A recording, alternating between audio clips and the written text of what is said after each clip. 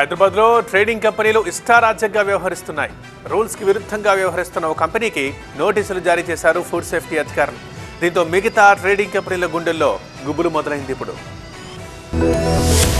హైదరాబాద్ లో food safety task force అధికారులు వరుసగా మెరుపు దాడులు చేస్తున్నారు. తాజాగా బేగం బజార్ లోని ఆకాష్ ట్రేడింగ్ కంపెనీలో అధికారులు తనిఖీలు చేపట్టారు. ఈ సోదాల్లో 60 టన్నుల కొబ్బరి పొడిని సీజ్ చేశారు అధికారులు. సీజ్ చేసిన ఈ కొబ్బరి పొడి విలువ 92,47,000 ఉంటుందని అంచనా వేస్తున్నారు. Food safety and standards authority of India rules కి విరుద్ధంగా కోకోనట్ పౌడర్ ను ఎగుమతి చేసేందుకు సిద్ధంగా వచ్చినట్టుగా అధికారులు గుర్తించారు. పలు బ్రాండ్ల పేరుతో ఈ కొబ్బరి పొడిని ఎగుమతి చేసేందుకు ప్రయత్నిస్తున్నట్టుగా గుర్తించిన అధికారులు ఈ కోకోనట్ పౌడర్ శాంపిల్స్ ను సేకరించి ల్యాబ్ కు పంపించారు. ఆకాష్ ట్రేడింగ్ కంపెనీకి నోటీసులు జారీ చేసి కేసు నమోదు చేశారు పోలీసులు.